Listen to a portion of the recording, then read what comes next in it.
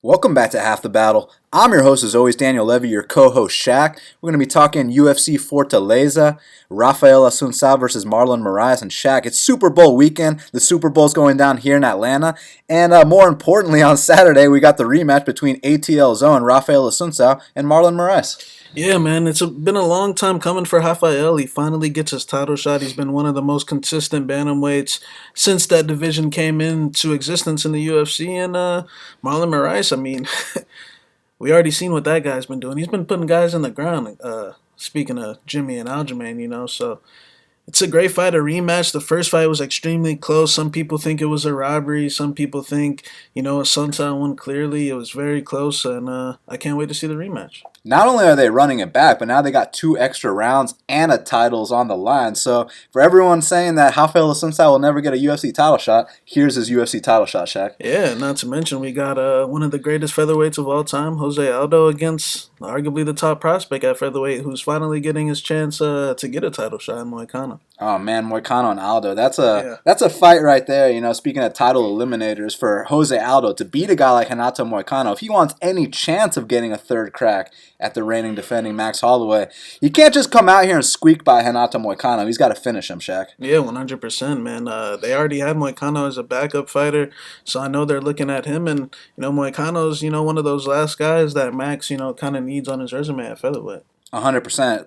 That's something we were actually talking about recently, how, yeah, Max could go ahead and move up to lightweight now, but if he really wants to cement that he's the greatest featherweight of all time, you have to have that win over Renato Moicano, and additionally, a win over Frankie Edgar won't hurt the resume either. Yeah, I guess, but we know how that's going to go. That will be brutal and vicious, but I will thoroughly enjoy it. But Shaq, Super Bowl's going down this weekend. You have a quick pick? Man, I don't know.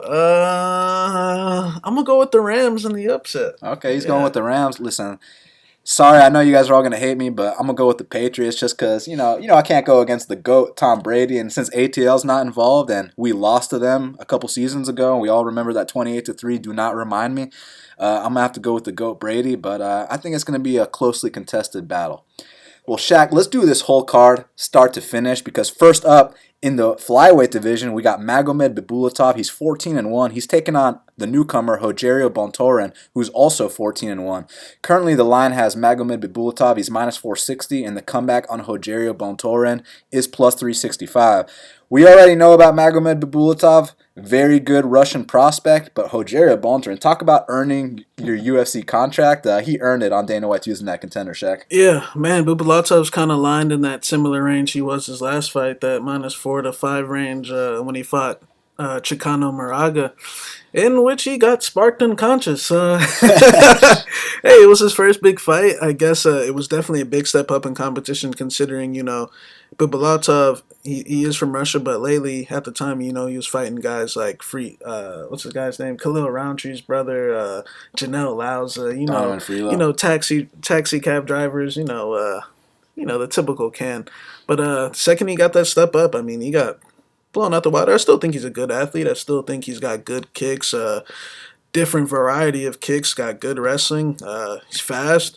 I think Rogerio Bontorin, I mean, his performance that he had on Contender Series, I mean, he fought a undefeated 13-0 guy, another guy that could have possibly got signed as well.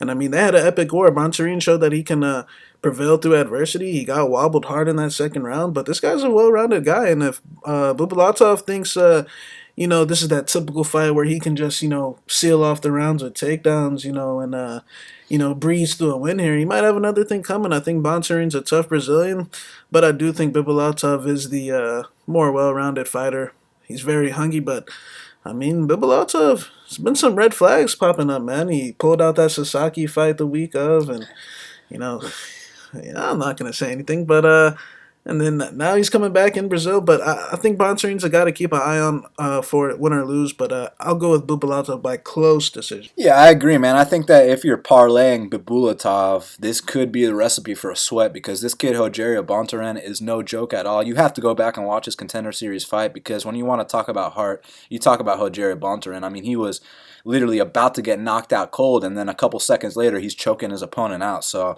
much respect to Rogerio Bontorin. Also, he's got that farmer strength. strength. You know these guys that grew up farming. My boy Zaleski, they bring something different to the table. He's got that same toughness. He's got that mentality. He hits like a truck. The biggest difference here is that I think Magomed Bibulatov is probably going to be the faster, more explosive guy. So for that reason, I think he probably wins a decision. But man, if you are betting Bibulatov, get ready for a sweat. Now, next up in the bantamweight division, we got Ricardo Ramos. He's 12-1, and Said Nurmagomedov is also 12-1. Ricardo Ramos is a -120 favorite. The comeback on Said Nurmagomedov is +100. Now, initially when it opened, Shaq, Said was the favorite. Now Said's the underdog. This fight's been going back and forth. Lots of conflicting opinions, so I got to know, man, which way you leaning?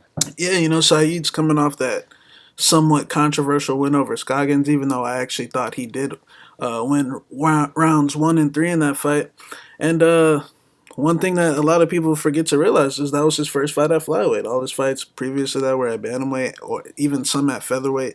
He's a very long guy, and as we saw with the past flyweight title fight, TJ, man, that initial cut down to 25, those flyweights are different. It's a different weight class. They're rangy, they're fast, they can land shots real quick, and they're just way more agile than bantamweights, man. And he experienced that in that second round. But to be honest with that, man, I felt like he was pushing the pace on Scoggins. I felt like besides that knockdown, I didn't think Scoggins really did much of anything, to be honest. Though he was on his back foot most of the entire fight. But Said, man, he's not, even though his last name is Nurmagomedov, he's not the tip. He doesn't fight like Khabib. He's more of a, he's got spins, he's got spin kicks, spinning back fists, flying knees, very wild. He's very athletic, and I think I'm expecting to see a better version. Ramos, on the other hand, a very tested guy for his age, man. He comes in there against Tanaka, who at the time had wins over Soto.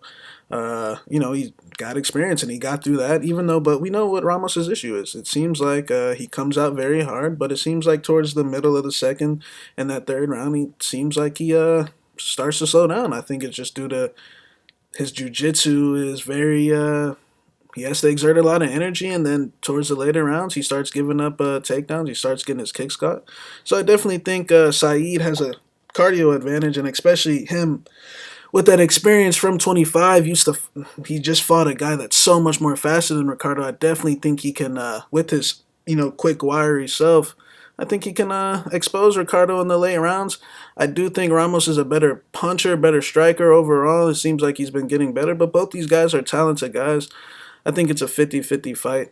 I lean with Said just due to I think that he's got more cardio. I think in the late rounds he's going to be a little more, have a little more hustle, but it's interesting how these guys match up, man, because Ramos has got this good jiu-jitsu, and Said kind of willingly gives up that back, but it's due to he's so scrambly that he generally out-hustles these guys and gets on top. So it's going to be a good fight, but I'm going to go with Said in an upset in Brazil. Man, I can see it. This is a 50-50 fight in my eyes. I feel like if you got plus money on either side, then you definitely got some value and made the best man win, because initially when it opened and Said was the bigger favorite, I mean, some people might have coughed up some plus 145, some plus 130 on Ramos, and assuming you don't have $10 limits, that's a pretty sharp bet. And at the same time, I think this plus 100 on Said, if you're trying to take that, I understand as well. So as long as you got plus money on either side, I think it's gonna be a very fun fight while it lasts. As far as how they match up stylistically, Ricardo obviously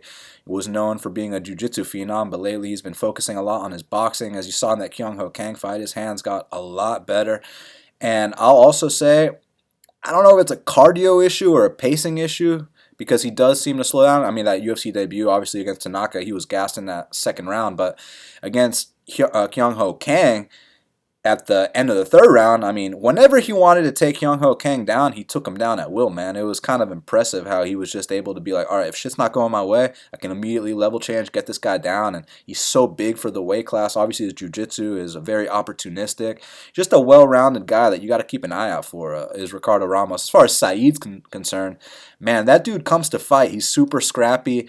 And the fact that he was at flyweight, this guy, like we talked about with that TJ and Henry fight, it's one thing to drop from featherweight to bantamweight, but when you're dropping from bantamweight to flyweight, you're at the brink, the edge of your body fat. And I mean, these guys look like they're about to die when they drop to 25s, and that was the case with Said. He still went out there and beat Scoggins first and third round. So He pushes a good pace. He's scrappy, flying knees, spin kicks, just regular roundhouse kicks, big bombs. I really enjoy watching him fight. Scrambly, too. You take this guy down, he will pop back up. And he's got takedowns of his own. You saw that blast double he hit on Scoggins in the third round. So I know Ramos does give up some takedowns, so I expect Saeed to get a couple.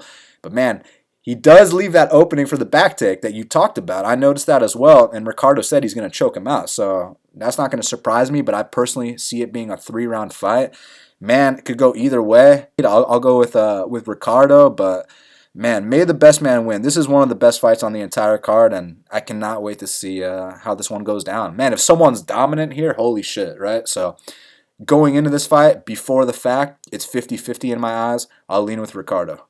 Now, next up in the featherweight division, we got two newcomers. We got Geraldo de Freitas. He's 11-4, and Felipe Cobacao Colares is 8-0.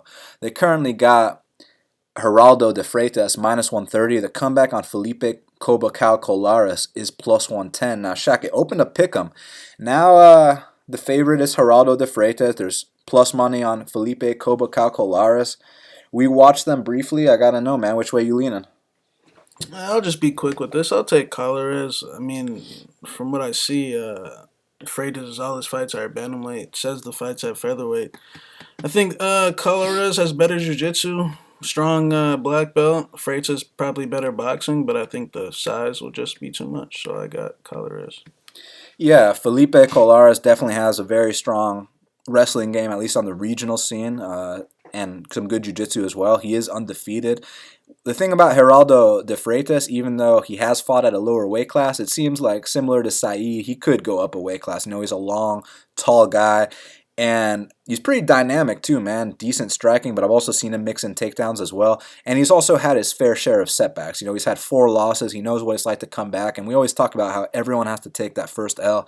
So I'll go on the opposite side here, man. I'll take Geraldo de Freitas, but it could be a competitive fight, as the line indicates. Now, next up in the heavyweight division, we got Junior Albini. He's 14-4, and Jairzinho Rozenstruik is 6-0. Junior Albini is -120. The comeback on Jairzinho Rozenstruik is +100. Shaka, I know Junior Albini is not going to ask for an autograph in the middle of the cage like he did against Arlovski this time. You might have to change his diaper, though, so I got to know, man. You going with the newcomer Rozenstruik, or you going with the now vet Albini? Yeah, it's an interesting fight. Probably close to a 50-50 fight. Albini's been, his last fight with Alexi, I mean, Alexi gets a lot of guys in that. So, I guess I could say no shame, but, the way it unfolded. There's shame. The way it unfolded was kind of embarrassing. But then, his fight with Arlovski, he didn't pull the trigger. And even his strength is his boxing, but even technically speaking, he leaves a lot of openings on the feet. His defense isn't the best. I think Albini was I don't want to say a hype job. He only won one fight, but I think he caught Tim Johnson on a bad day. So as far as Rozenstruik, I see he's got some kickboxing credentials, but I'm not really impressed with him either. I think both of these guys are just gonna be heavyweight washouts. But I'll take Rozenstruik since he's the underdog. I think in fights like this, I always take the underdog. I think Albini leaves a lot of openings on the feet. And so does Rozenstruik as well, but I think Rozenstruik will catch him early with one. Yeah, look, Rozenstruik actually comes from a kickboxing background. Very explosive, dangerous left hook. With Albini, they kind of were trying to hype him up because I think he actually comes out of Astra Fight Team, which is pretty damn good camp, man. It's just that, similar to Fortis MMA, they got their really good guys, and at lightweight, at welterweight, at middleweight, but then their heavyweight Rashad Coulter kind of sucks. Well, here in Astra Fight Team, they got really good guys in the lower weights, but their heavyweight Junior Albini is a can. But as far as his matchup's concerned, he does have a path to victory because Jairzinho Rozenstruik has 0 ground game. You take this guy down once, and he's not getting back up. It's just, can you trust Junior Albini to be smart enough to make that decision? Because he strikes me as someone who likes to stand up and bang as well. So I do think that if they stand, that Jairzinho probably will be the cleaner guy. But man, he's only 6-0. He's transitioning from another sport. One thing you need in the UFC is a ground game. I'm not convinced he has that, but I'm not convinced Junior has it either. For the sole fact that I will never pick Junior Albini ever again, I will go with Jairzinho Rozenstruik. But money-wise, save your money. Now, next up In the flyweight division, we got Mara Romero Borella. She's 11-5, and Taila Santos is 15-0. Currently, they got Taila Santos minus 165. The comeback on Mara Romero Borella is plus 145. Well, Shaq, the newcomer, making the UFC debut with an undefeated record, and she's actually the home favorite against Mara Romero Borella, who's coming off a very close decision with Katlyn Chookagian. So I gotta know, man, who you got?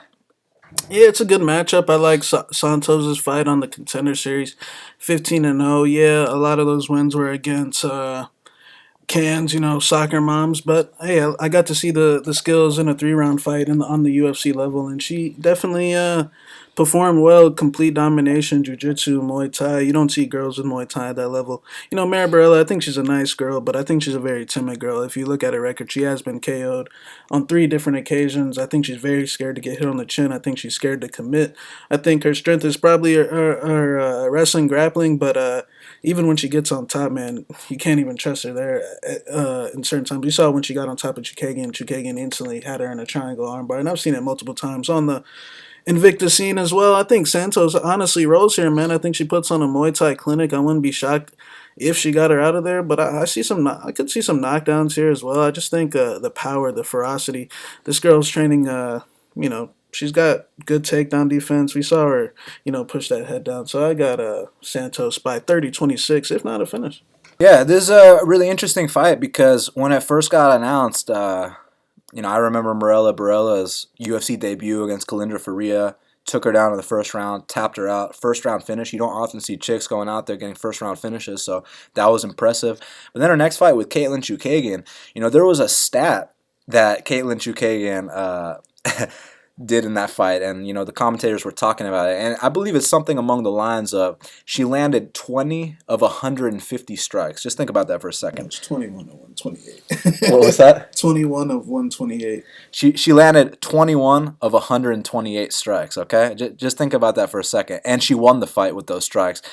That should just tell you everything you need to know about Borella's willingness to stand with someone, because when you go back and you realize that she has been KO'd stiff by Anna Elmos, hey, that was 2015. Now she's training at ATT. Maybe she's a new person. But then you watch the Chookagian fight, you see that stat, 21 of 128 strikes landed. That's pretty fucking sad, man. She's very scared to get hit. Her chin is suspect. She is a black belt in judo. But the thing about Taila Santos is, firstly, I saw her takedown defense on Contender Series. She's got the basics down. But more importantly, I know that she has her own private D1 wrestling coach with her in Brazil, so I know she's addressing that every single day. Also, about how good is her striking, well, you guys remember Marina Rodriguez, who went to that controversial draw with Randa Marcos. All of us thought she won. Well, Taila Santos beat Marina Rodriguez in a pure Muay Thai competition. We all know Marina Rodriguez is a Muay Thai champion, so that's how good Taila Santos' Muay Thai is, and obviously I mentioned she's got the takedown defense, she's got the D1 wrestler with her. How's her jiu-jitsu? Well, she fought a black belt on Contender Series. She took that black belt's back in the 3rd round, so I don't see this as striker versus grappler. I see this as a well-rounded fighter versus a one-dimensional fighter. So for that reason, I have Taila Santos to win a decision. It could be a 30-27, or it could also be a knockout. Now, next up in the welterweight division, we got Thiago Pitbull Alves. He's 22-13. That's a lot of fight, check. He's taking on Max Payne Griffin, who is 14-5, and currently they got Max Griffin. He's minus 200. The comeback on Thiago Pitbull is plus 170. I gotta know, man. You think there's value in the home underdog, or are you taking the young man Max Griffin here? Yeah, well, if you ask Jose Aldo, these Brazilians that moved out the country aren't Brazilian anymore. So. But, yeah, I think Griffin's actually going to roll here, man. Griffin, he doesn't have the best UFC record, but when you look at the guys that he's been thrown in there against at the early stages in his UFC career, Covington, Zaleski, Melender, had to fight a Mexican in his hometown, so I mean, tough winner. Yeah, tough winner. I mean, the guy's been through it, man. Mike Perry in his hometown. So Max Griffin, I mean, this guy is very tested, and I think this fight is where he's probably going to get to showcase just his improvements through this little step, man. This guy's paid his dues on the local scene. I got mad respect for Thiago Alves, and occasionally Thiago has a great performance, but I just think Thiago at this stage is just, I don't want to say too chinny to pull the trigger, but it just seems like he is. He's very cautious about his chin, especially after the after the Melender fight. I know he's been fighting big giants, but Griffin's a guy with very deceptive power, man. If Griffin hits you on the chin, you could definitely feel it. He dropped Elizu. Him and Colby had a few good exchanges early as well. So I got Griffin actually by knockout here. Yeah, I mean, I can totally see it. Oftentimes when you got the young guy fighting the established vet, you got to make sure that it's not the classic legend letdown. For example, Edson Barboza versus Dan Hooker, a spot like that. The reason I don't view it like that is because when we talk about Edson versus Dan Hooker, Edson's still a perennial top 5, top 6 guy. With Thiago, I was, perennial top 30. You know what I'm saying? Back in the day, he was the number one contender, but that was UFC 100, man. It's about to be a UFC 234, 235 or something like that coming up. So it's been a long time since Thiago was the number one contender. And I mean, ever since his fight with GSP, we know he's been completely inconsistent. But as far as this matchup's concerned, look, like we've been saying on Half the Battle, every single time Thiago Pitbull has a fight, once every couple of years, he comes out there and styles on guys, puts on that Muay Thai clinic, and is like, oh shit, he's back. But is that really true? Because he only did that like once, because the mean fight was a fluke win. Fucking, the last time he won a fight before that was fucking... So the only clinics he had was Cote and John Howard, which was like 8 years apart. Hey. So it's like once every 4 years. Well, listen, man.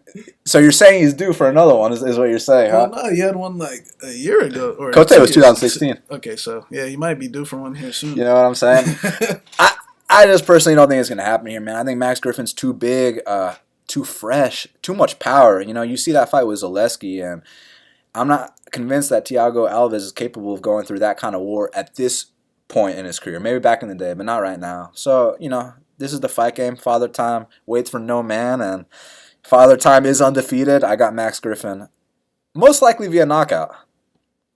Now, next up in the middleweight division, we got Anthony Fluffy Hernandez. He's 6-0, and Markus Maluko Perez is 10-2. And currently they got Anthony Hernandez. He's minus 165. The comeback on Markus Maluko Perez is plus 145. A lot of action coming in on Markus Perez. He's the popular underdog here. I got to know, man, because we have bet him in the past. We max bet him against James Bogdanovic. Came through there. That's the only time we've ever bet him. Do you think he's worth a shot here at dog money? Maluko, I'm a fan. I got that win over Heinisch on the local scene. He's got great jiu-jitsu. Hernandez is actually a black belt himself as well. Definitely less experienced than Maluko. Maluko, one thing I'll say about him is it's almost like he's always at a disadvantage. He's very undersized for middleweight. I mean, let's just be honest. He's probably too big to make welterweight, but he's just small for middleweight, man. These guys can out-muscle him unless he's fighting a complete can like Bogdanovic. As we saw his last fight, the skill level between him and Sanchez really wasn't that far apart. It really came down to the tie-ups, the fact that Sanchez could stall him out against the fence because he's the bigger guy. And we saw what Anders did. He really wasn't like it was an ugly fight. It was just one guy's a linebacker and one guy's a welterweight. So it was really like a football practice, man. So I think Maluko's at a disadvantage in most of these fights he's going to be in. Of course, he's been training at ATT for this fight. We could definitely see some improvements. We've been seeing improvements from him fight to fight. It's just a matter of Hernandez, who I've seen utilize a clinch game early on in his fights. He's also got power in his hands. This guy has actually been brought up by Griffin. Griffin kind of groom this kid into the spot, and I'm slightly lean Hernandez, man. I just think Maluko's techniques are kind of... I like his left kick, but I just think that he really doesn't have much control, or he doesn't really understand the situational part of the game. There's certain things you can't do at certain times of fights, and you can't go for spins and then get your back taken in, the most telegraph spin.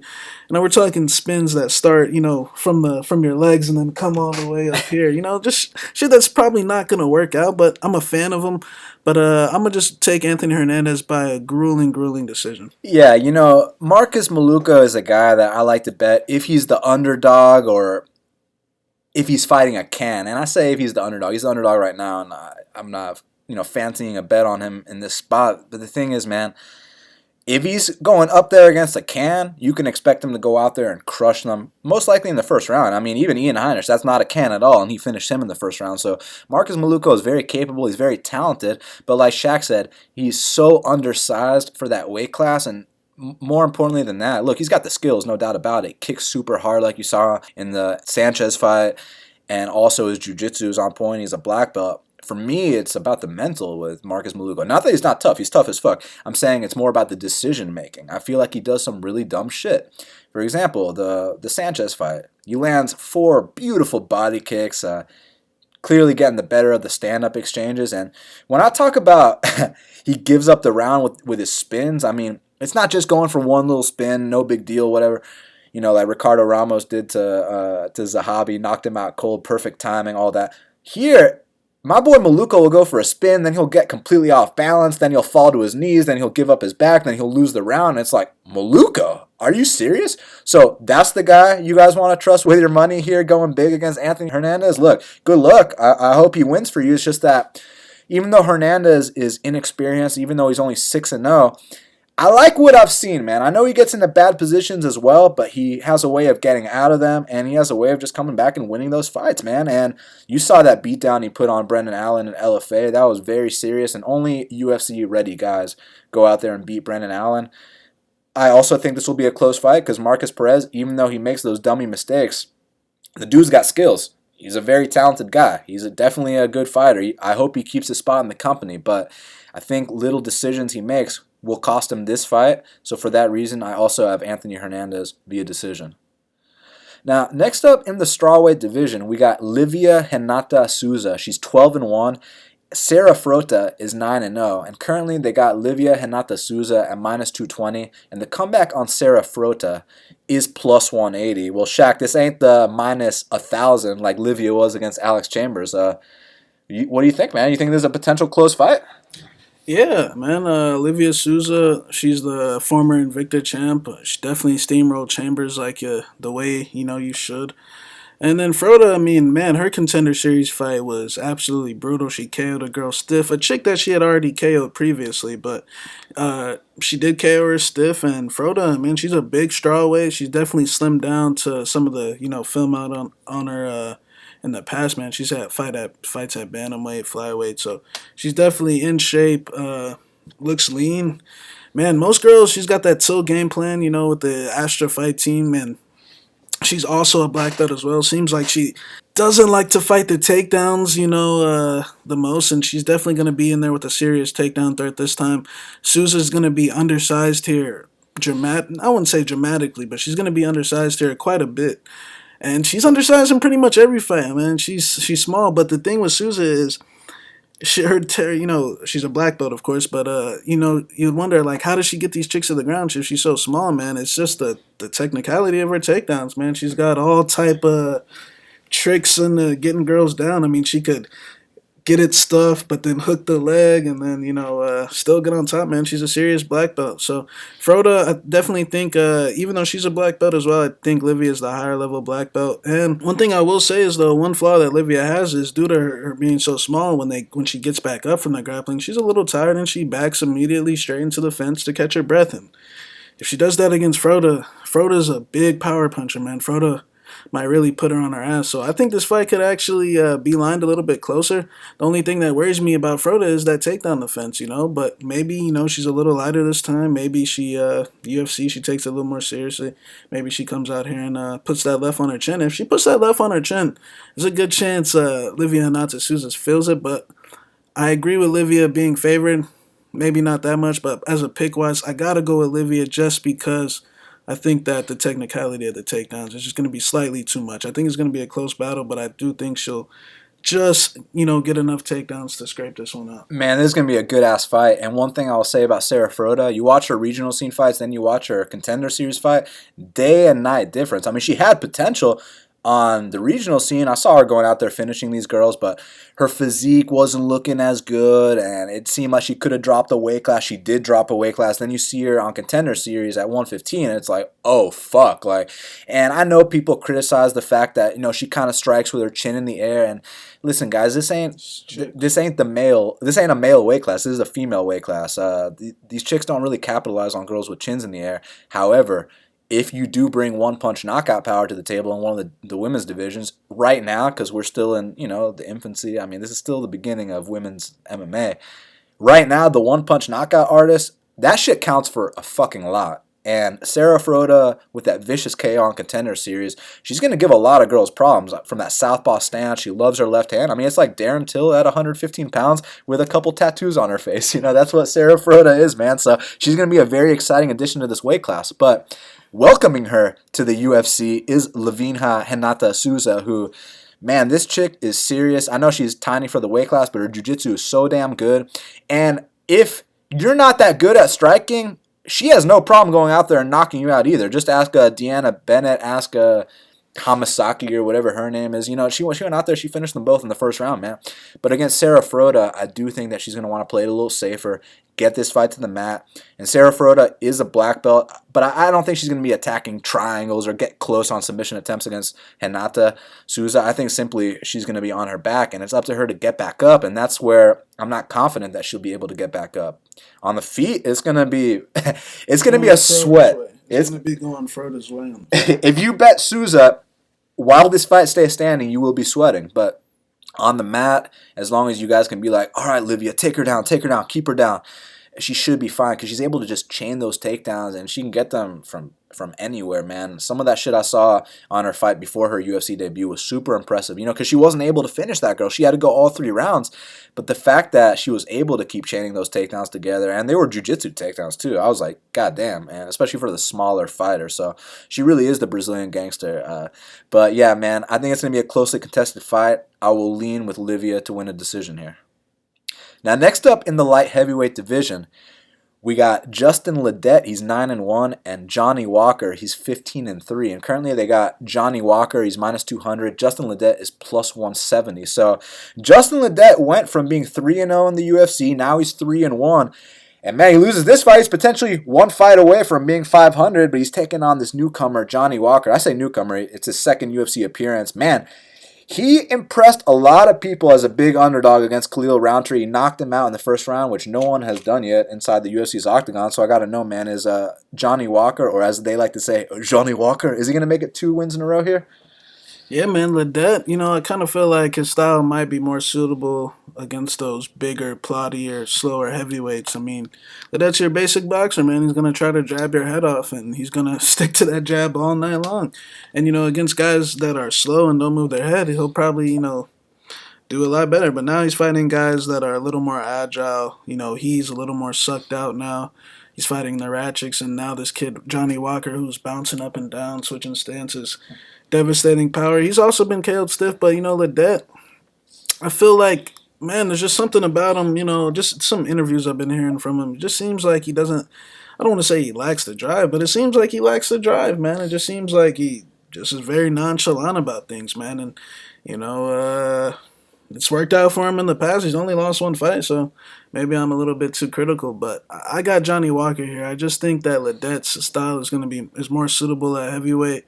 I think, here he's a sucker for low kicks. I think he's a sucker just to be kicked in general. He's just a tall, upright guy that's looking at jabs. So, I think Johnny Walker's actually going to style here, man. I think he's going to get a finish. I'll tell you what, for Johnny Walker, the improvements he made from Contender Series to his UFC debut were night and day. I mean, he showed glimpses on that Contender Series fight, the flying knees, his clinch game, his athleticism. But when he went out there against Khalil Rountree, it's one thing to submit Khalil, but to knock him out in the first round and not take any shots, I thought that was pretty damn impressive. I know we make fun of Khalil all the time, but we kind of know that most of the time, besides, the Polish guy, most of the time, you got to take this guy down to win. So the fact that Johnny knocked him out standing, that was a statement, man. And also, physically speaking, the kid's an athlete. He's got a presence about him. He's very, very confident. And when you talk about Justin Ledet, UFC debut, beautiful job with the jabs against Chase Sherman. I mean, popped the dude's head back, literally laid the blueprint on how to beat Chase Sherman, showed everyone that the kid's a walking punching bag, man. And obviously, the next fight against Godbeer choked him out. But then the next one against Zhu, it was a little bit, maybe the drug test this, drug test that. But I hear Ledet's not a steroid user. I hear he's a weed smoker, so I don't really know if it was just the fact that maybe he's just not that good, or if it was indeed had to do with the drug test. So I'm gonna just go with maybe it was a tough matchup. He's fighting a 265-pound man that night, right? But against Rakic, and I know Rakic is top 2, top 3 light heavyweight prospects on the roster. He's gonna probably have a really big fight next and all that stuff. I know Rakic is the real deal. But it's one thing to lose to a guy that's a real deal. That's the real deal. It's another thing to lose to a guy the way he did, bell to bell, domination, and it's just the damage he took in that fight, man. He looked so outsized, and a guy dropping from heavyweight looked outsized at light heavyweight. It just, it was the kind of ass whooping where I'm questioning if he'll be able to recover from it. Then Shaq alluded to the interviews we've been hearing. To me, he's one of these guys that, feels like the UFC owes him something, a little bit bitter. And usually when guys have that kind of negative mindset, it doesn't translate to victories. And he knows he's being brought into Brazil for one reason only. Get Johnny Walker that win. I think that's what's going to happen. So I'm going with the favorite, Johnny Walker. Now shit's about to get real because lightweight division. Charles do Bronx Oliveira, he's 25-8, and David Teymur is 8-1. And currently, they got Charles do Bronx minus 115 and David Teymur minus 105. So it's a pick 'em with a slight lean on Charles do Bronx. David Teymur was the favorite last week. So again, similar to Saeed and Ricardo, if you got plus money on either side, much respect, sit back, enjoy it. But for those that don't, and they currently see this pick 'em price, what do you think, Shaq? I mean, you think David Teymur can weather this jiu-jitsu storm or not? Yeah, it's going to be, we really haven't seen his actual jiu-jitsu skills necessarily, at least in his UFC run. I know he had that loss on Tough, but Teymur, I rate him as a very high prospect. I've been on that Teymur train for a while, man. I think he's a great fighter. We know what he's up against. He's up against the greatest submission expert the sport has ever seen. I mean, he's got the most submissions ever. He's also one of the bigger quitters in the in the division as well. But he's been doing a good job of the quitting. But, when I look at those last few opponents, man, that he's been beating, at least, Clay Guida, who's been submitted like 10 times, Jim Miller, who's lost like 4. I know it was against the best in the world, and he was coming off that win over Alex, but, Jim ain't winning no other fight, just put it that way. And Christos Giagos, you know what I'm saying? And before that, he's got sub wins over Jury. He's got a great resume. Like I said, the greatest submission artist the sport has ever seen. There's really not any, facts to say Teymur is going to be able to get out of this submission if Charles can get him to the mat. Charles is very good at catching kicks. Teymur throws a lot of kicks, so that's what the fight could come down to. But one thing I think people are kind of overlooking or not paying attention to is just Teymur. The reason why I kind of rate him higher than the normal lightweight prospect is this guy's very alert in there, man. This guy's eyes are wide open. He knows where he's at all times in that cage. He knows exactly when his back's about to touch that fence. He knows the second that happens, he's got to go side to side. The guy's movement patterns are top notch, man. He's frustrating everyone with that movement. You make one step one way, he's blasting you with that left kick, and Charles. I think on the feet, he's definitely. One thing I'll say is in these fights that he's, styling, and he's got better stand-up than these guys, man. He's got better stand-up than Clay Guida, Jim Miller, and Christos Giagos, man. Here he's at a complete disadvantage in the stand-up, in my opinion. Of course, he can catch the kick, but not only the kick. If Charles makes one, just very telegraphed moved in, Teymur will slide away and crack him with the hands as well. We've seen it time and time again against Lando Venata. I know y'all remember that Jason Novelli KO, a very tall, upright guy as well. So, I think, of course, Charles might sub him. You got to live with that for sure. But I actually think that Teymur is going to put Charles away, man. I think that Charles, hasn't been going through any adversity in these fights, man. When we saw that Felder fight, the second, of course, he ran Felder through the entire arsenal of subs, but Second they came out in the second round, man, the guy was looking for a way out, just like he always does.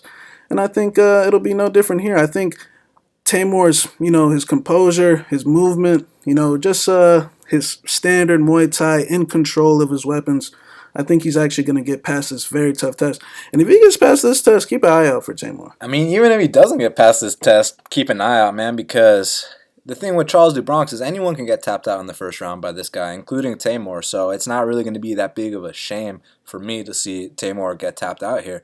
It just comes down to a couple things. How good is David Teymur's defensive jiu-jitsu? Because I say defensive because I don't expect David Teymur to come out here, blast double Charles, get on top, pass. You know what my boy David Teymur's defenses? Eye pokes and and a lot of cheating. I will say this. He currently has a better eye poke game than John Jones. Like, bro, that shit he was doing as Lentz, defending takedowns with eye pokes, like, literally pulling his eye aside. I was like, bro, like, hey, that's some next level cheating. Ref didn't take a point. Like, fuck yeah, you know? So he definitely has to do that. And another thing he has to do, he has to hit Charles do Bronx in the body. I mean, or the chin. You know, we've seen both of those are pretty suspect in the past. It's just that one mistake, one slip on a kick, one, overextension, one mistake, and this guy takes your back. This isn't Nick Lentz anymore. This is a guy that finished Nick Lentz twice. This isn't Drakkar Klose, who's going to put his hands up in the air 10 seconds into the fight. This isn't Lando, who, my boy Lando is struggling right now. This ain't fucking Novelli or Martin Svensson either, That being said, though, if David Teymur can fight the hands, get back up to his feet, then Charles do Bronx is going to flop, and then he's going to start quitting. He's going to start shooting from a mile out. Teymur can hit him with a body shot, get him out. So there's definitely that possibility. It's just about what happens in that initial jiu-jitsu storm. I personally haven't seen the evidence to prove that he can get out of it, even though I have seen some impressive things. I've seen him get right back up from side control bottom. I was like, oh shit, Teymur's got some moves, man. He's putting in the work. He's got the good anti-wrestling, the good grappling defense. It's just against Charles, it's a different level. Will Teymur keep that same composure if Oliveira's running him through the series of the chokes like he did to Felder in that first round, Because I know Felder trains with Daniel Vanderlei with his jiu-jitsu, so I know that he's calm, but is Teymur going to be calm in that situation? I really have no idea, man. So I'm just going to say that Charles do Bronx taps him out in the first round. Now, next up in the welterweight division, we got Damian Maia. He's 25-9, and Lyman Good is 20-4. And currently they got Damian Maia minus 170. The comeback on Lyman Good is plus 150. So, Shaq, historically speaking, Lyman Good's takedown defense has been pretty shitty. Against Damian Maia, you can't have any weakness in that part of your game. But it has been a while since we've seen, someone take Lyman to the ground for an extended period of time. I know Zaleski did it recently, but I'm talking extended. So I got to know, is Damian Maia going to be the first guy since I believe Ben Askren or Rick Hahn or even that guy on Tough to take this guy down and neutralize him? Yeah, I mean, we know what Damian's coming with. He's coming with the relentless takedown game plan. It didn't work against the three best wrestlers in the division. It's probably going to work here. Only concern is, where, Lyman lacks in wrestling. You would say he makes up in power. He does have 10 KOs, even though when you really watch him strike, he doesn't necessarily pull the trigger as much as you would like, but he's got 10 KOs, so props to him. I think he just naturally has power, man. He's a big, muscular guy. He's a pro for a long time. He's 20-4. He's fought some of the best. I just think that he's not going to be able to stuff the takedowns. I mean, I could see it being close. Just Damian, although I think he's way better on the mat, and he can keep up his shot fairly well. You never, truly know at this stage, man. After the first round, he might just be completely gassed out, so you never truly know. I think he'll still be able to get the takedown, so I will pick Damian Maia, but, nothing would shock me in that fight. You mentioned how he lost to the three best wrestlers in the division. This is true, but what we really need to say is he lost to the three best fighters in that division, because Woodley's the champ, Kamaru's the number one contender, and Colby's the number two contender. And you can flip Colby and Kamaru, it doesn't matter, but bottom line, those are the top three guys in that weight class. And yes, on one hand, he did lose to the three best guys. On the other hand, he took damage from the three best guys. But that being said, all those guys have wrestling backgrounds. All those guys, two of those guys are D1, the other one's D2. So that's something that Lyman Good doesn't have in his back pocket. That's something he's never had. That's something he never will have. I mean, just go back. Let's not even talk about his Tough fight. Let's not even talk about the Ben Askren fight. Let's talk about the Zaleski fight. 10 seconds into that fight, he gets a kick caught. He's on his back. And if you think Damian Maia's not about to catch a kick, if you think Damian Maia's not about to capitalize on a little opening and take this guy down, you're in for a rude awakening. It just comes down to that cardio, man, because we know back in that Rory McDonald fight, after that first round, Damian, he was the walking mummy in that fight. He was a walking punching bag for the second and third round. But one thing I noticed that his fight with Colby, even though he was left in a pool of his own blood, his cardio was actually better compared to the Rory fight. There were times in that Rory fight where I was like, dude, like they can probably consider maybe stopping it. But in the Colby fight, you know what? He took his ass whooping like a man. But as far as this matchup's concerned, Lyman can't stuff a takedown. I know he hits really hard. I know he comes from a great camp. Tiger Schulman, amazing fighters over there. They're all really well-rounded. It's just that when I talk about how they're well-rounded, you saw Shane Burgos, he got dropped, and then he went for an armbar off his back. It was like, oh shit, these guys got jiu-jitsu too. But Lyman ain't about to be attacking armbars on Damian Maia. I just think when he hits the mat, it's going to be over shortly after. I actually see Damian Maia not just winning this fight, I see him tapping out Lyman good with a rear naked choke, and then I see Damian Maia putting his gloves down in the center of the octagon and retiring in Brazil. So it's been an incredible career. I see Damian Maia coming through as the favorite here via submission. Co-main event of the evening. We got Jose Aldo Jr. He's 27-4, and Renato Moicano Carneiro is 13-1-1. Currently, they got Renato Moicano minus 140, the comeback on Jose Aldo Jr. at plus 120. Shaq, it's not often we see that dog money next to Jose Aldo's name. Is he a live dog in this spot? Yeah, man, Jose is a live dog in pretty much any fight. He's got a great record. Renato, he's been, man, ever since his loss to Ortega, he's definitely, since that move to ATT, it's definitely been paying off. He's just gained so much physical strength, size. He's got that American strength and conditioning now. We saw what he did to Calvin Kattar, and, someone would counter me. Calvin's nowhere near Jose's level. Jose still got it, man. He's still a great fighter, but then Renato's follow-up performance of Cub Swanson where he completely, wiped him out. Cub was, just put it this way, if you ask Cub who's the best fighter he's fought, he'll probably say Renato Moicano. Jose also wiped Cub out? Yeah, in 7 seconds. But you should have heard some of the stuff Cub was saying before that fight, too. But yeah, Jose still got him, man. I think at this stage in his career, he's more of a one-dimensional boxer at this point. But I think he throws his low kicks occasionally, no more than 5 times a fight. They're going to be hard ones, but I think the main thing Renato has to be concerned with is just his punching power, man. I think he still hits very hard, even though it necessarily hasn't translated to the most knockouts. The guy's still a very capable boxer. I feel like that's pretty much all he's sticking to these days. His win over Jeremy was was impressive, man. He showed that there's a level, there's levels to this, and Jeremy's not on that level. But let's not forget Renato beat Jeremy like 2.5 years ago as an unranked guy coming off a win over plus 160 dog. Yeah. Coming off a win over Zubaira Tsukugov, he beat Jeremy Stevens as well. So I think Renato's very capable. The one thing he's got to worry about is those hands. But as long as Renato keeps his chin down and extends Jose, I think we're going to see the same issues that always, pop up in Jose's losses recently. I know, he's a legend, but it's not the same guy. I still think the guy currently is still a great fighter, don't get me wrong, but this guy currently still has got a cardio problem. I think the guy doesn't move his head, even though he's got some little head movement there. But when I say doesn't move his head, I mean against that long, rangy guy like Moicano, he can try to move his head all he wants. He's going to be too tired eventually, man. I think... You're saying like he might slip the first 2 punches? Yeah, he might slip the first, but the third one is going to connect, He'll slip the first 2, but the third and fourth will connect, and... I think Renato just needs to extend him, make this an extended fight. I think his cardio will prevail, the size will prevail. Jose's gonna have to take some big steps in as the fight progresses, leave himself open. I believe he'll get countered. I wouldn't be shocked if Renato was low kicking him well. I think the range is gonna be, as the fight is early on, it's gonna be very scary. But as it plays throughout, I think Renato will get this 29-28, possibly even 29-27 with a knockdown in one of those rounds. I cannot wait for this fight. I know they got Renato listed as 5'10", 5'11", but between you and me, he's 6'1". I've heard that directly from people that train with him at ATT. He's the tallest man in the featherweight division. I mean, him and Zabit Magomed-Sharipov, the only difference here is that Renato's a top 3 guy. He's got the skills. He fights tall.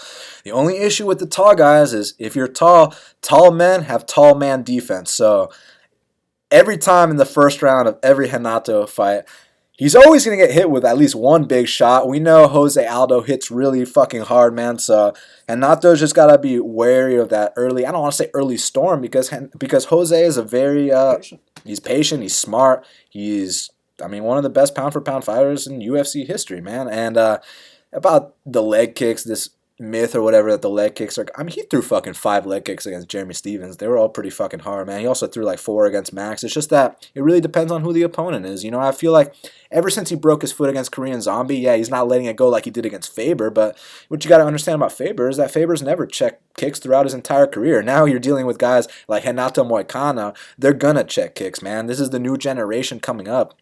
As far as Renato and Jose stylistically speaking, we know Jose's boxing is pretty fucking good.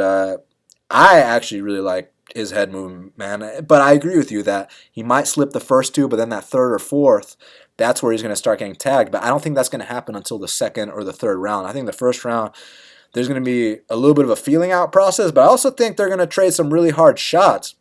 What I'm wondering is, you know, once Jose starts doing the Nova, which we like to talk about, you know, when he starts backing up into the fence and eating shots like all the guys from Nova and Yao do, when he hits that fatigue state, when that starts happening, what kind of shots is Renato going to get off on? Because you saw that Cater fight, man. He's mixing in his punches to his kicks. He's mixing it up to the body, to the legs.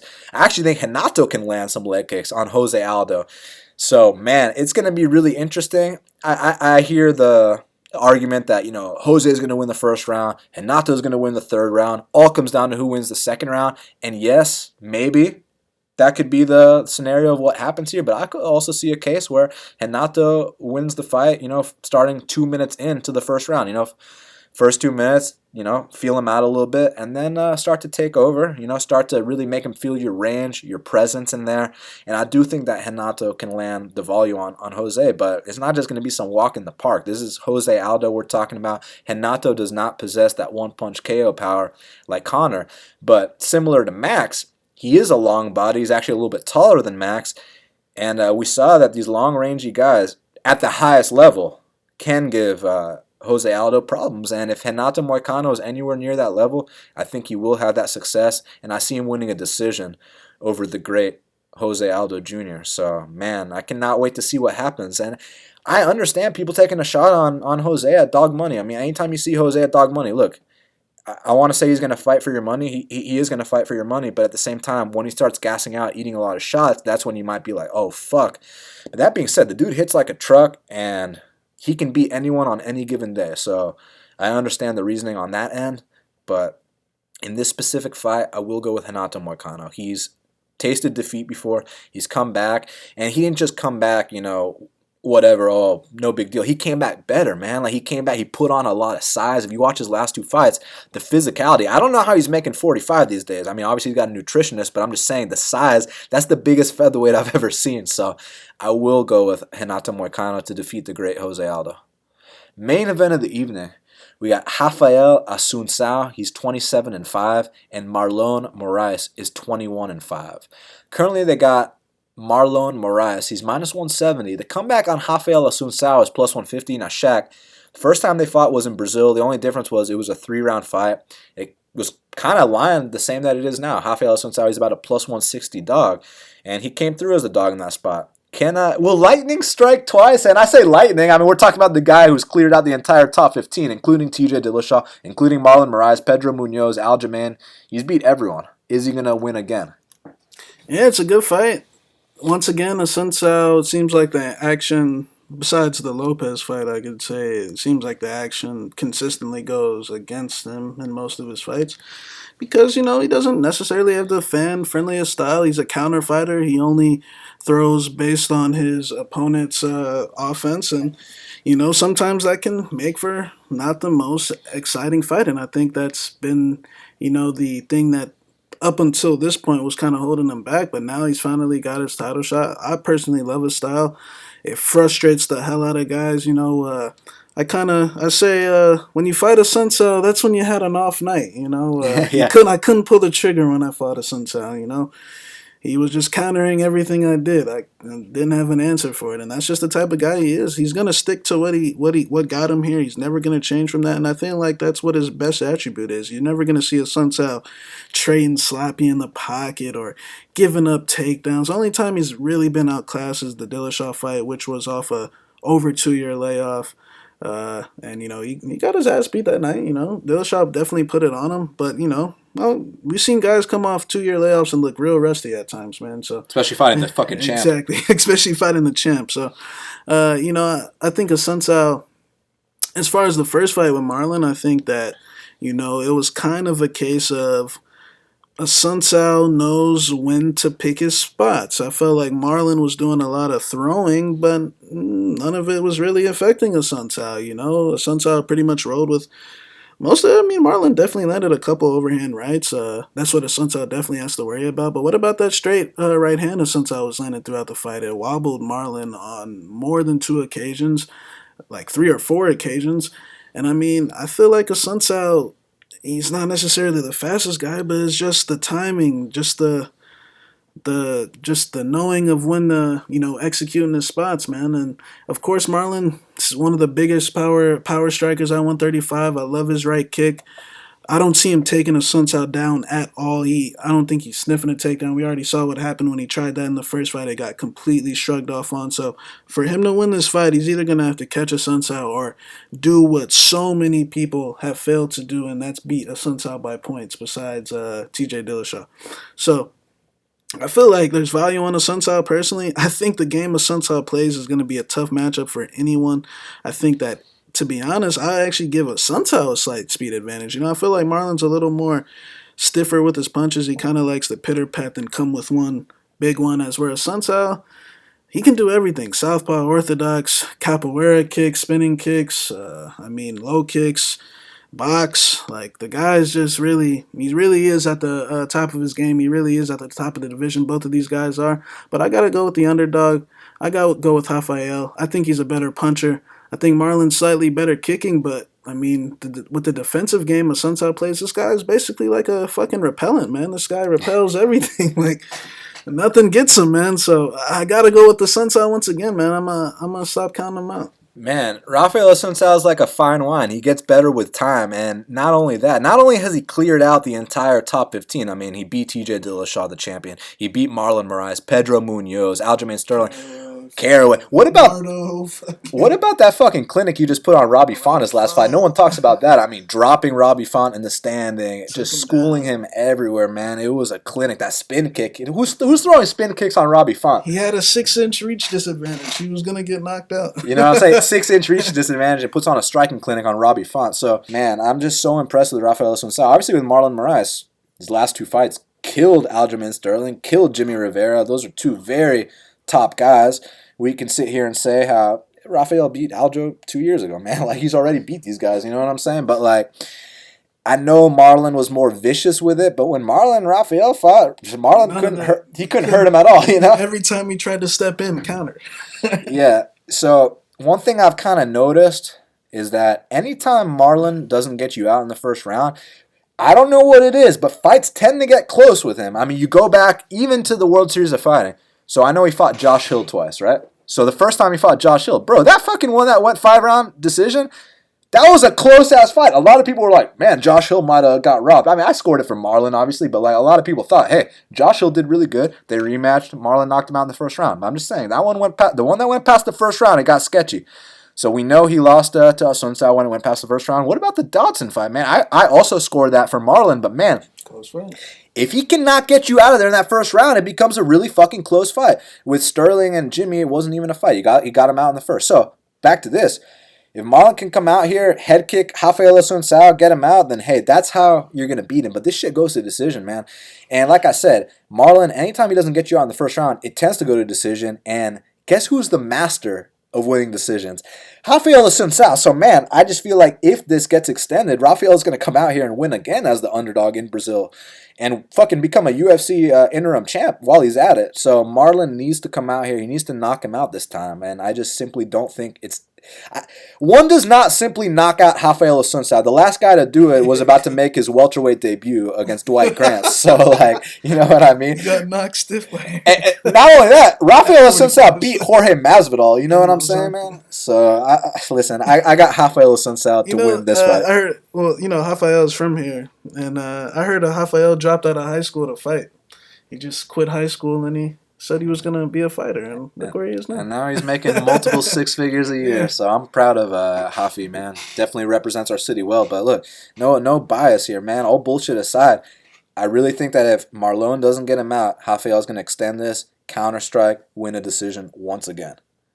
Well, now we got to hit up Kyle Marley for the Big Marley Minute. And joining us now on the Big Marley Minute is Big Marley himself. Kyle, it's Super Bowl weekend, but more importantly, the UFC is going down this weekend in Fortaleza. What's going on, Kyle? Hey, man, not much. Looking forward to a big weekend. I actually don't even look at it as Super Bowl weekend because I've just been too focused on this card. I haven't been able to think about NFL yet, but I'm excited for 2 days of sweating bets, sweating DK, hopefully winning some money.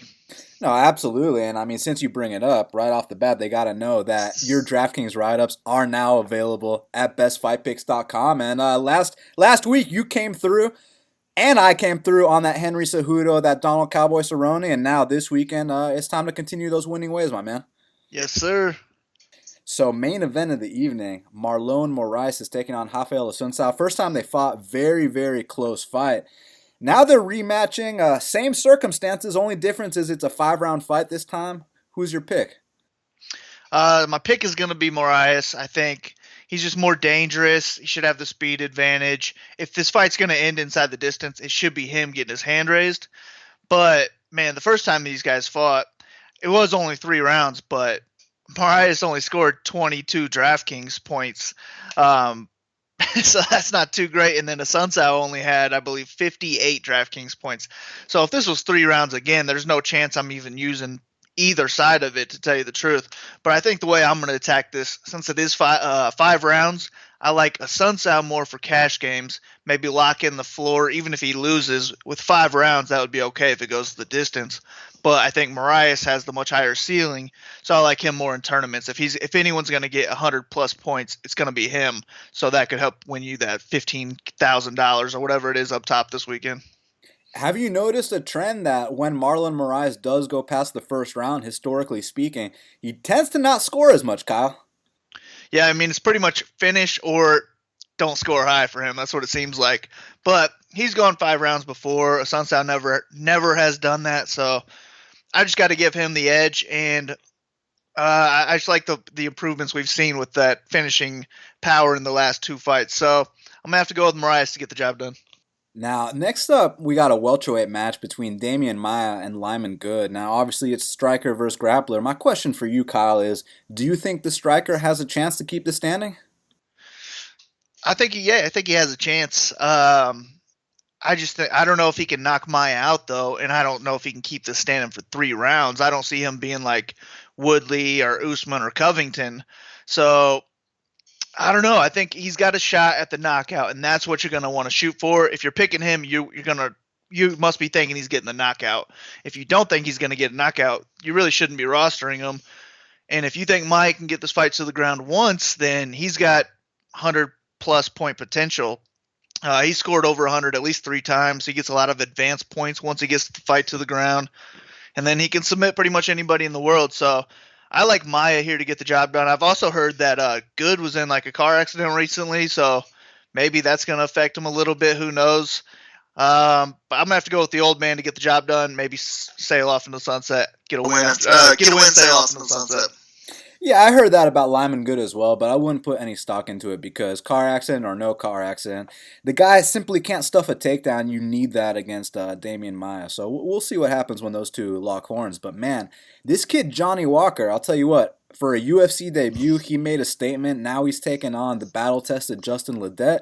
You think there's some value in the dog here, or do you think the hype train continues to roll? I'm gonna take the hype train. I think he's again more dangerous, higher ceiling, so that's what I'm shooting for. If anyone's getting 100+ here, I believe it's gonna be him that does it. But I think Ledet could give him some problems with the boxing, so I'm just not so sure I'm gonna be. Like at first, I thought this was going to be 100% all-in fight for me. I'll have Ledet or I'll have Walker in every lineup. But the more I've been making lineups, I haven't been using this fight that much. So I think I'm just going to sprinkle both guys in. Ledet's solid because he's only $7K. If he wins, he's going to pay that off. But with Walker at 9,200, he really does have to get like an early finish to pay that off, I'm thinking. I don't see this being like a back and forth war where they get a whole bunch of significant strikes. So you're really wanting the finish bonus at 9,200. So I don't know what I'm going to do with it. It might be in half of my lineups now, and I'll just favor Walker. So Anthony Hernandez, Fluffy Hernandez, is making his UFC debut. He's taking on Marcos Maluco Perez. Now, many people thought that Marcus Perez could have won that decision against Andrew Sanchez, but regardless, do you think that he's a live dog here against the newcomer Hernandez? Yeah, I think he's a live dog, but I'm going to go with Hernandez. I think on the feet, he's going to have the edge, and I see that getting the job done. But I don't know. It's not that I'm confident in, and I'm definitely going to have some shots on Perez as well. He could get a submission if it hits the ground, I think. But I do think this is a solid fight to target because I don't think either guy is going to be too highly owned. So we might be able to get an under-the-radar finish. And I'll take some shots on both sides, but I like Hernandez more. And since he's a newcomer, probably won't have a lot of people knowing his name, and that will take away from his ownership. Max Griffin's taking on the legend Thiago Pitbull Alves. Max is the bigger guy, the younger guy, the fresher guy. There's a minus 200 next to his name for a reason, but I got to know. Every once in a while, it seems like every year, every 2 years, Thiago Alves comes out there, puts on that Muay Thai clinic. You think he's going to be able to do that here as an underdog? I don't see him putting on a clinic, but I do think he'll be, the more technical fighter. If he can work those leg kicks, that'll definitely help him a lot. But I think Griffin's probably just going to be a bit too much for him overall, so I do have to favor him to get the win. It's just that he's $9,000 on DraftKings, and this guy never gets over 100 points. He's not going to be going for any takedowns, so he's going to have to get a knockout to pay that off, I'm thinking. So I probably won't have too much of him on DraftKings. So I'd rather have Alves, actually, if I was going to pick between the two, and then hope that Alves can, again, like Maya, just get a win right off into the sunset. I've had some big wins with Alves in the past. Maybe he could pull it off again for me, but he's only 7,200. I think if he gets the win, he's going to pay that off. And maybe, I don't know, maybe we see an old school Alves and he can get a finish here, but I'd rather just have him for the price, but it won't be a fight I'm targeting heavily. So Junior Albini is taking on the newcomer Jairzinho Rozenstruik, and interestingly enough, the line has flipped, but I know that the DraftKings price has remained the same, so I got to know which way you're leaning. Man, I'm not sure. I'm probably going to end up 50-50 in this one. If I throw a lineup in with Albini, I'll probably just end up making the same lineup and put Rozenstruik, just because I don't feel confident in either one of these guys getting the job done. I think Albini has a clear path to victory. If he wants to get this fight to the ground, I think he can win with ground and pound or a submission down there. But on the feet, I think Rozenstruik is going to have some serious power. Maybe he could put him away as well. So I think they both have 100-plus point upside. And at $8,100, that's going to be on the winning lineup if they do get a first-round finish. So it's a fight I like a lot. I can't put it in every lineup if I'm going to 50-50 it because I don't want to throw away half my lineups. But I think I'm going to go ahead and side with Rozenstruik for now. That could change. I'm not sure. But I'll say he gets an early knockout. And if I was going to use just one lineup and throw it in there, it would be him. Last but not least, we have Russia versus Brazil because Magomed Bibulatov is taking on Rogerio Bontorin. And I don't know if you saw Rogerio Bontorin's win on Contender Series, but it was the kind of comeback win where there was no option or choice but for Dana White to sign him. And with Magomed Bibulatov, obviously you have the hype train coming into the UFC. He's 1-1. He's looking to get that record, one fight above 500. So I got to know, man, you going with the big favorite, Bibulatov, or do you think the newcomer Bontorin can get a win here? I'm going to go with Bibulatov. I think this is a solid fight for him to come back after that Moraga loss. He was a big favorite in that one, and he let a lot of people down. Now he's 9,400. The problem is at that price, he's probably going to have to get a finish, and he's going to have to score more than anyone else on the card to be in the first place lineup, I'm thinking. So I'm really not loving this fight for that reason. It's just too high of a salary, and I don't really care for the dog here at that price either. So if I was just making, 5 or less lineups, I think I'd just fade this fight altogether. But if I'm making a whole bunch of lineups, I'm going to have a lot more Bibulatov than I will Bontorin. So the favorite will be my pick, but just fade this fight, really. Well, Kyle, that's why you are the DraftKings guy for half the battle. It's going down this Saturday on ESPN Plus, UFC Live in Brazil. They can follow you at Big Marley 3, and your write-ups are available at bestfightpicks.com. That's right, man. If you want all my picks with full breakdowns, just head over there, get my write-up. It's only $7.99. It's well worth it, especially if you just like reading it. That'll keep you busy for a while. So let me help you make some money, and let's get it. Yeah, it's well worth it. The night before the fights, I like to sit down, read that article, see what DraftKings guru Kyle Marley has to say about every single fight. And then the next day comes and it's fight day. So hit up bestfightpicks.com for that. Kyle, we'll speak soon, my man. All right, man. Good luck. You too, brother. And that's why Big Marley is the DraftKings guy for half the battle. Well, Shaq, now we got to talk about the fight to watch and the fighter to watch. So what is the fight to watch for UFC Fortaleza? My fight to watch is going to be Charles "Do Bronx" Oliveira versus David Teymur. I mean, Charles Oliveira has another opportunity to do some typical Do Bronx shit, man, to get another sub win, to strangle another man unconscious in Brazil, which he's never lost in Brazil, by the way.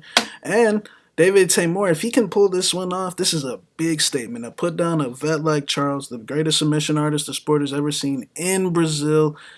The bright skies for him, and there's a lot of good matchups for him moving forward. So that's my fight to watch. Yeah, Teymur versus Oliveira is obviously one of the fights to watch. There's no way that one can be boring. But for me, my fight to watch is going to be Ricardo Ramos versus Said Nurmagomedov. You're talking about two of the top prospects at 135 pounds. They both have 12-1 records. Not to mention, it's Brazil versus Russia. You know that anytime those two countries meet in any type of sporting event, it's going to be super competitive.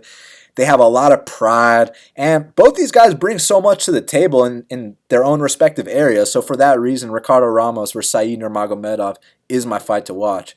Shaq, who is your fighter to watch for UFC Fortaleza? My fighter to watch is going to be Hernandez Moicano. Look, man, when this guy made his UFC debut, he was instantly pegged as a future title challenger, top 5 guy, top 10 guy. He's worked his way there. He worked his way to the top 5 in 3 fights, So that just shows you how good he is. Now he's got the opportunity to put a stamp on it, to get the legend out of here, to, like he said, is it your time or not? It's if he doesn't win this fight, he probably will never get a title shot, So He's gotta beat Jose Aldo. If he gets this win, he's probably gonna get the title shot. But just to beat, a guy he probably looked up to, a guy who also said he wasn't Brazilian, and now he gets to, beat a idol, I guess. So Renato Moicano's my fighter to watch. All eyes will be on Renato Moicano versus Jose Aldo. For me, my fighter to watch is Rafael Assuncao. This is the biggest fight of his entire career.